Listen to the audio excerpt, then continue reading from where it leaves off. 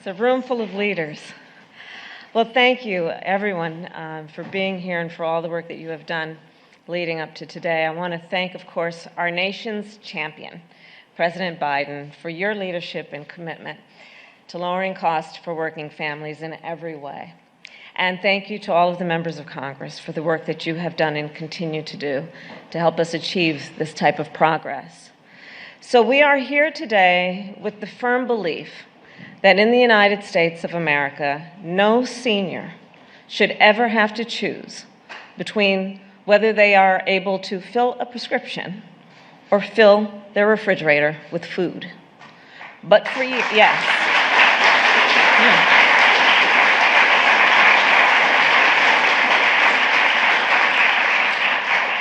Because we know for years, far too many of our seniors, millions of our seniors across the country, have struggled to afford their prescriptions. And too many of our seniors risked their health as they may have delayed to refill their prescription, or they cut their pills in half to try and stretch out the length of time that they could take their medication. So since we took office, President Biden and I and our administration has taken historic action to cut the cost of prescription medication for our seniors. We capped the cost of insulin at $35 a month. Yeah.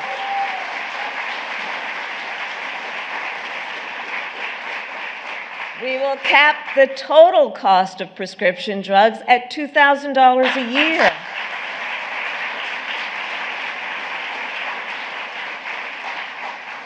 And we have made vaccines free of charge, which will save seniors hundreds of dollars every year. Yes.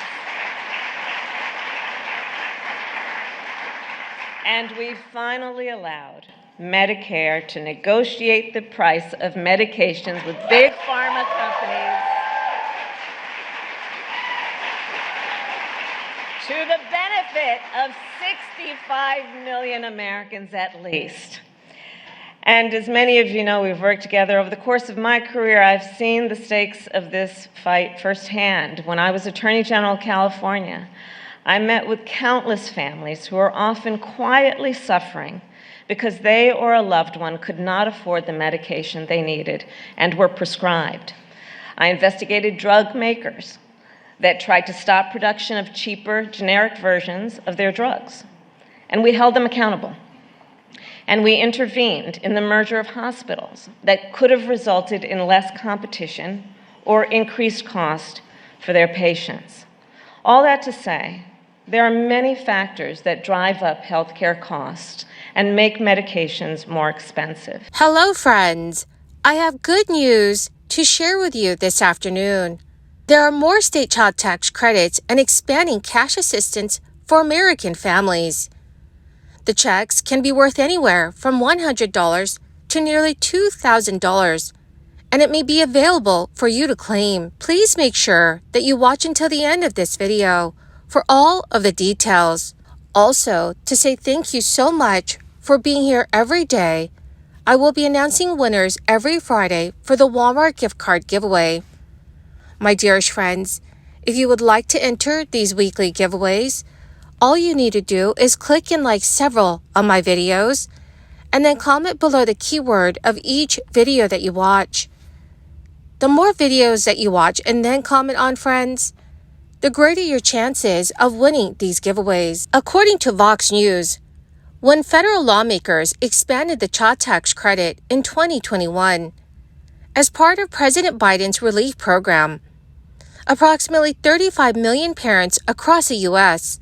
began receiving hundreds of dollars each month. With the expanded credit, non-working and extremely poor families were eligible for the credit's full value for the first time since its passage in 1997. And the federal government increased the value of the subsidy up to $3,600 per child.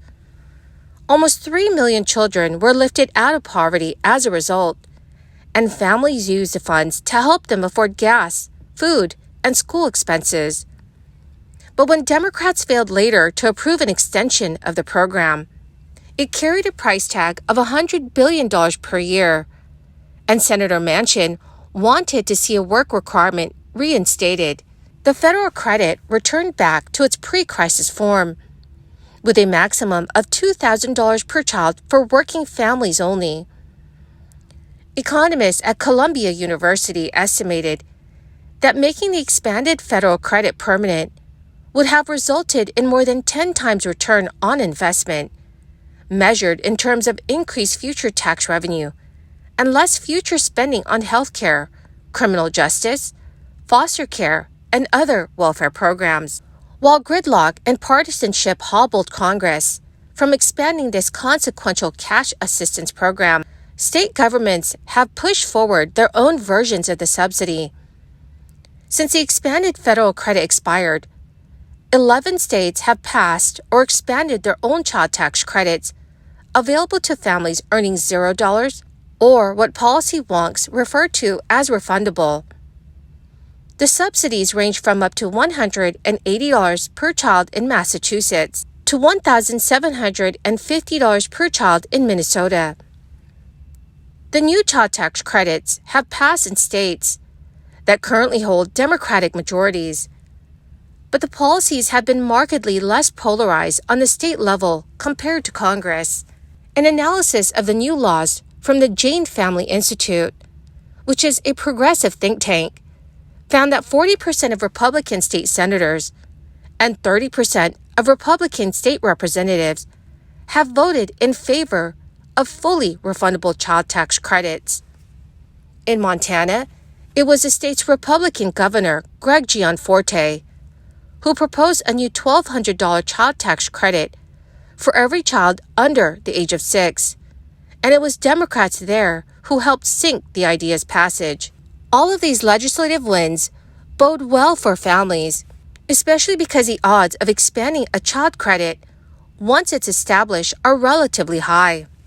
Of the 11 states with refundable child tax credits, 6 states have already raised their benefit amount or have broadened eligibility. Plus, even modest child tax credits have been shown to make real differences.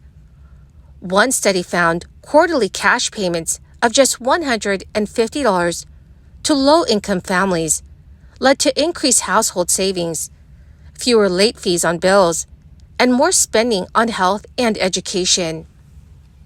Unlike the other benefit options, refundable child tax credits offer cash that can be spent on a range of needs, and they can benefit even families with no earned income.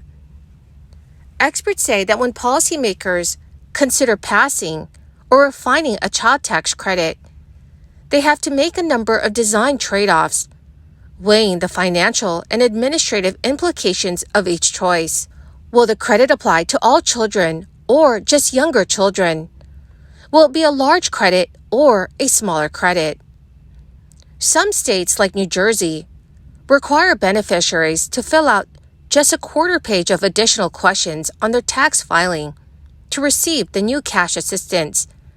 But by contrast, in Colorado, beneficiaries have to fill out 3 additional pages of paperwork, which could deter some people from applying for or receiving the aid. So it is key that lawmakers in all states really take a look at the best way to help struggling families.